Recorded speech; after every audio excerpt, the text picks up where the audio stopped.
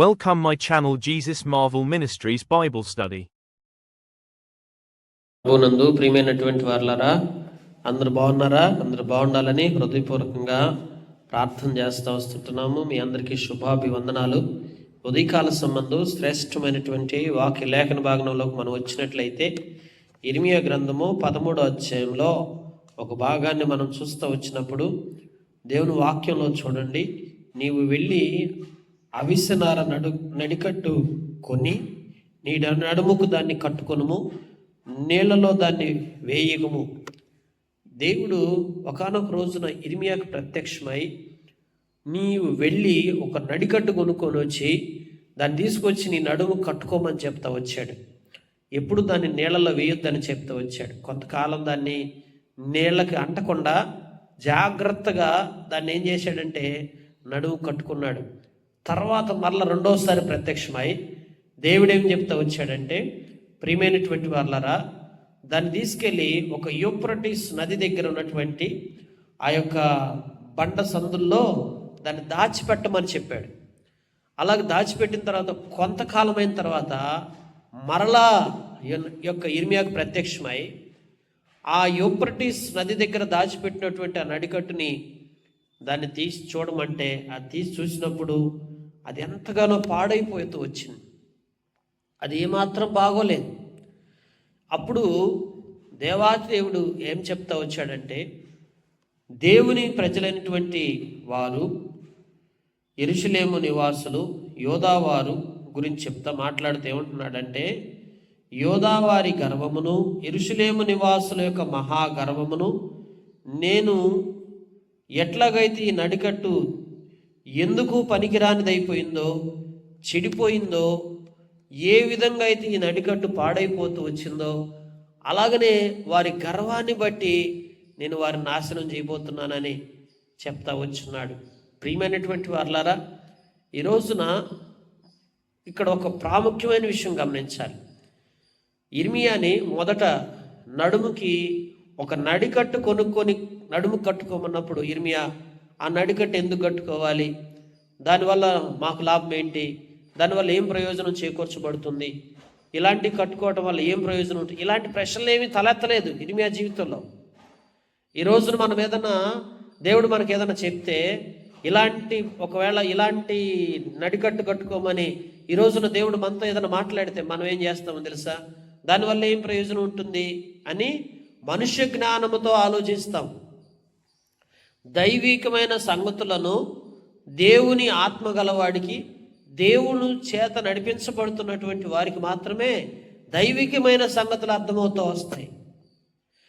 దైవికమైన సంగతులను అర్థం చేసుకున్నప్పుడు మనుష్య జ్ఞానం పనిచేస్తుంది, అంటే మనుష్యాత్మ పనిచేస్తుంది. మనుష్య జ్ఞానం పనిచేసినప్పుడు ఏం చేస్తాడంటే, మనిషిలో నుంచి దేవుడు చెప్పే మాటకి విధేయత చూపించకుండా అనేక మాటలు మనలోంచి తలెత్తుతాయి. ఒక్కొక్క మాట ఒక్కొక్క ప్రశ్నగా దేవుడి మీద సంధిస్తాం. కానీ ఇర్మియా గారు అన్నాడు, నడికట్టు కట్టుకోపో, కొట్లోకి వెళ్ళి కొనుక్కొచ్చుకొని అనగానే తీసుకొచ్చి అమ్మటే గట్టేసుకున్నాడు. కొంతకాలం అది తడవకుండా చూసుకోమన్నాడు, తడవకుండా జాగ్రత్త పడ్డాడు. కొంతకాలం ఆగిన తర్వాత ఆ యూఫ్రటీస్ నది దగ్గర తీసుకెళ్ళిపోయి ఆ బండల్లో పెట్టేసిరామన్నాడు. ఎందుకు పెట్టమంటున్నావయ్యా? ఏం ప్రశ్నలు లేవు. అక్కడ పెట్టేసిన తర్వాత ఇంకొన్ని దినాలు గడిచిన తర్వాత మరలా ప్రత్యక్షమై అది దాన్ని తీసి చూడమన్నాడు. ఇన్ని చెబితే ఇర్మియా వీటిల్లో దేన్ని కూడా ముందుగా ప్రశ్నించరు. మనకి ఆతృత ఎక్కువ, తొందర ఎక్కువ.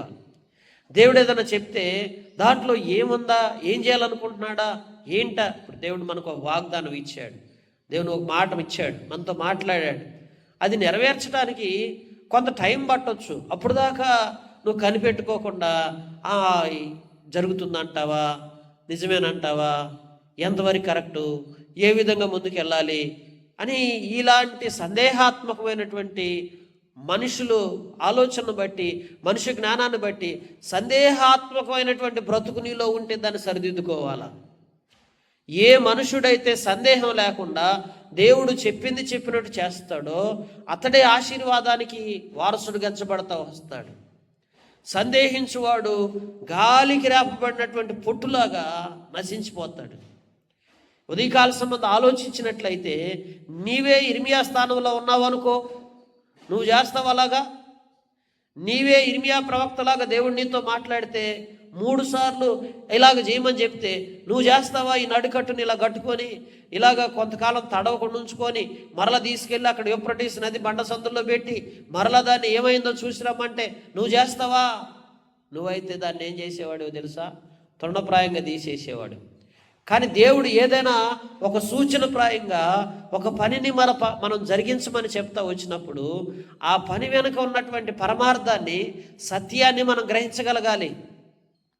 ఇప్పుడు ఇంతకీ ఈ నడికట్టు పని అంతా ఎందుకు చేయించాడు దేవుడు అంటే, ఈ యొక్క విషయంలోకి వచ్చినప్పుడు, ఆలోచిస్తూ వచ్చినప్పుడు యెరూషలేము యొక్క నివాసులు, యోధా వారి నివాసుల యొక్క స్థితిని తెలియపరచడానికి దేవుడు సూచనప్రాయంగా దీన్ని జరిగిస్తూ వచ్చాడు. ఇప్పుడు యెరూషలేము యొక్క నివాసుల యొక్క స్థితి ఎలా ఉందంటే, గమనిస్తే ప్రియులారా, వారు మహాగర్వముతో ఉన్నారు. యోధా వారిదేమో గర్వమే, యెరూషలేము వారిదేమో మహాగర్వం అని చెప్పబడుతూ వచ్చింది. ఎందుకు ఇంత గర్వంలోకి వెళ్ళిపోయారు వీళ్ళు? తమ హృదయాన్ని కఠినపరుచుకున్నారు.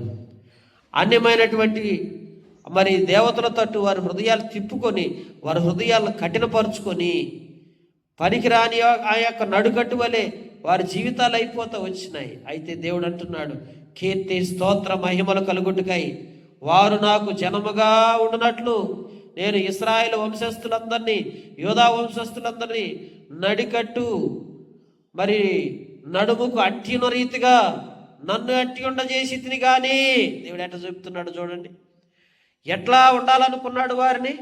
ఒక నడికట్టు నడుముకి అంటి చేసుకొని ఉన్నట్లుగా, అంటుకొని ఉన్నట్లుగా, హత్తుకొని ఉన్నట్లుగా, ఆయనకు దగ్గరగా ఉన్నట్లుగా, ఆయనకి సమీపంగా ఉన్నట్లుగా నేను నిన్ను చేసి ఉన్నాను. కానీ నువ్వేమో హృదయ కాఠిన్యం చొప్పున దేవుని మార్గాలను, దేవుని ఆలోచనలు, దేవుని మాటలను పెడచెవిని పెట్టి నువ్వు దేవుని హత్తుకొని ఉండాల్సి, నువ్వు దేవుని హత్తుకొని ఉండకుండా హృదయ కాఠిన్యంతో, గర్వంతో దేవునికి దూరం అయిపోయావా?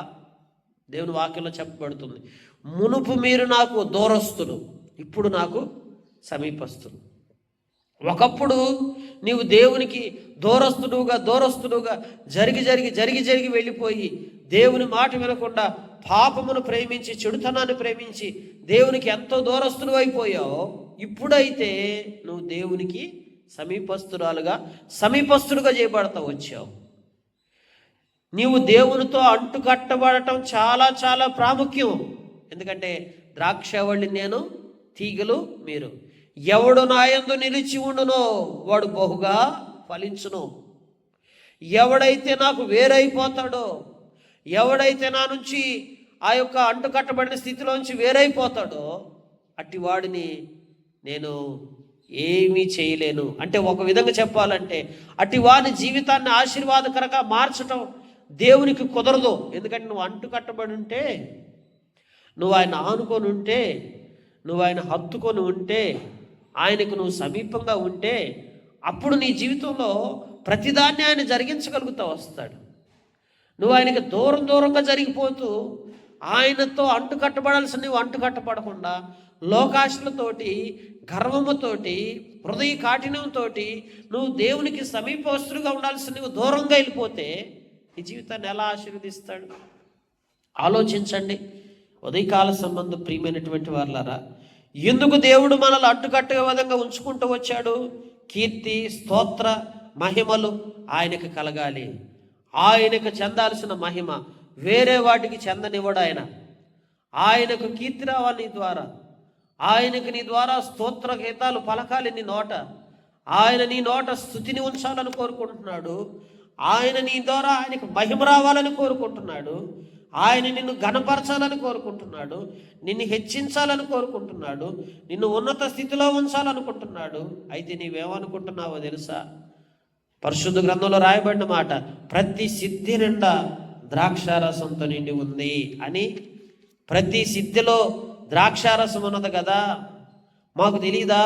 మా సిద్ధులలో ఏమీ మాకు కొదవలేదు, మాకు ద్రాక్షారసం ఉంది, మాకు ఏం పర్లేదు. మాకు ఈరోజు ఈ ద్రాక్షారసం ఏం చూపిస్తుందంటే మన జీవితంలో మనం ఏదైతే కలిగి ఉన్నామో ఆ కలిగి ఉన్న వాటిని బట్టి మనకు వచ్చినటువంటి గర్వం.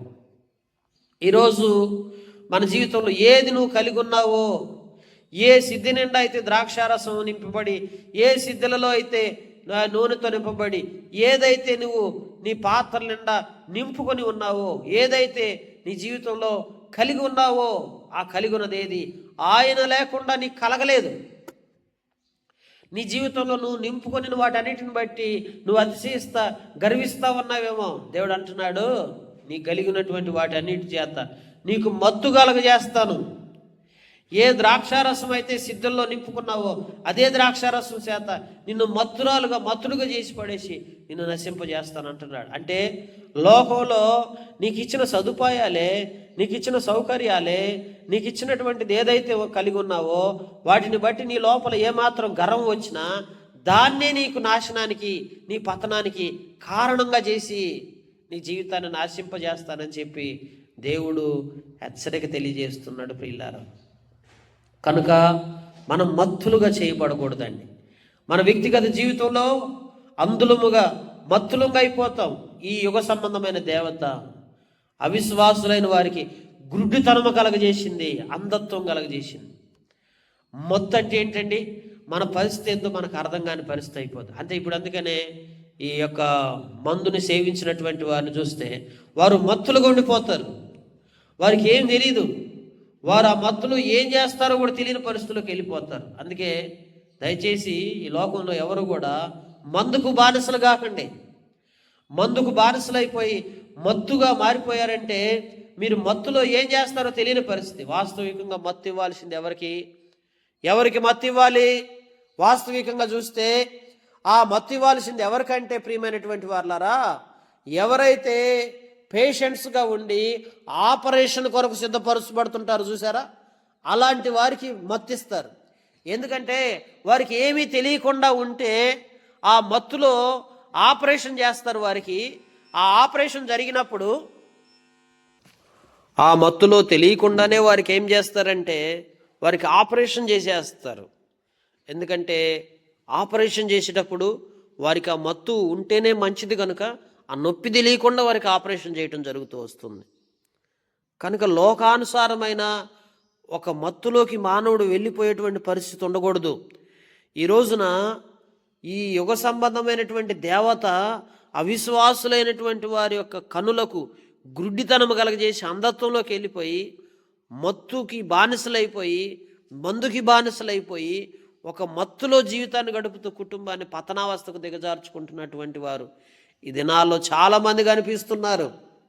హృదయ గర్వము చేత ఎప్పుడైతే గర్వము ఎప్పుడైతే నీలోకి వచ్చేసి హృదయ కాఠిన్యాన్ని నీలోకి వస్తుందో అప్పుడు నువ్వు మత్తుకు బానిసడు అయిపోయి, అంధుడు అయిపోయి, ఏమీ తెలియని స్థితికి వెళ్ళిపోయి, నీ కన్నులు మూసుకుపోయి వెలుగుమయమైనటువంటి నీ జీవితాన్ని నాశనం చేసుకొని పతనావస్థకు దిగజారిపోయి నీవు దైవికంగా దేవునితో అంటుకట్టబడి దేవునితో సమీపంగా ఉండాల్సిన నీవు దేవునికి దూరం అయిపోయి లోకానుసారమైన బ్రతుకులోకి నువ్వు వెళ్ళిపోయి నష్టపోయేటువంటి వాడు ఉంటావు. ఈ ఉదయకాల సంబంధం నీ జీవితంలో నిన్ను నీవు దేవునికి సమీపంగా అంటుకట్టుకొని దేవునికి దగ్గరగా ఉండటానికి నువ్వు ఇష్టపడితే దేవుడు నిన్ను దీవిస్తాడు. ఆ మత్తులోంచి నిన్ను బయటికి తీసుకువస్తాడు. ఆ అంధత్వంలోంచి, ఆ దుష్టత్వంలోంచి, ఆ తెలియనితనంలో నువ్వు ఎక్కడైతే పతనం అయిపోయి పాడైపోయావో అక్కడి నుంచి దేవుడు నిన్ను బయటికి తీసుకొచ్చి నిన్ను ఆశీర్వాదకరంగా చేస్తాడు. ఇశ్రాయేలు నశించిపోయినట్లుగా నిన్ను నశించిపోకుండా నిన్ను కాపాడుతాడు, నిన్ను భద్రపరుస్తాడు, నీకు క్షేమాన్ని ఇస్తాడు, నీ జీవితంలో ఉన్నటువంటి ప్రతి అవసరతలు తీరుస్తాడు, నిన్ను ఆత్మీయంగా అన్ని విధాలుగా ఫలించేవాడుగా చేస్తాడు. నా యందు మీరును మీ యందు నా మాటలు నిలిచి ఉండ నీ ఎడల మీకు ఏది ఇష్టమో అడుగుడు అంటున్నాడు. ఏది ఇష్టమో అది నీకు ఇవ్వటానికి ఇష్టపడుతున్నాడు. మీరు బహుగా ఫలించడం వలన నా తండ్రి మహిమపరచబడును అంటున్నాడు. ఎప్పుడైతే దేవుడితో అంటుకట్టబడతావో బహుగా ఫలిస్తావు. చక్కటి జీవితాన్ని నీకు ఇచ్చి నిన్ను ఉన్నత స్థితిలోకి తీసుకొచ్చి నిన్ను కీర్తి మహిమల చేత నింపి ఆయనకి చెందవలసినటువంటి మహిమ, కీర్తి, స్తోత్రము ఆయనకే చెందే విధంగా నీ జీవితాన్ని మలిచి నిన్ను అన్ని విధాలుగా ఫలభరితంగా చేయటానికి ఇష్టపడుతున్నాడు. మన జీవితము ద్వారా ఆయనకు మహిమ రావాలి.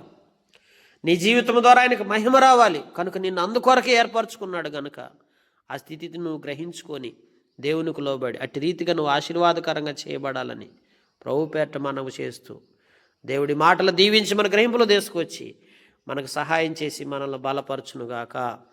Praise Lord. God bless you.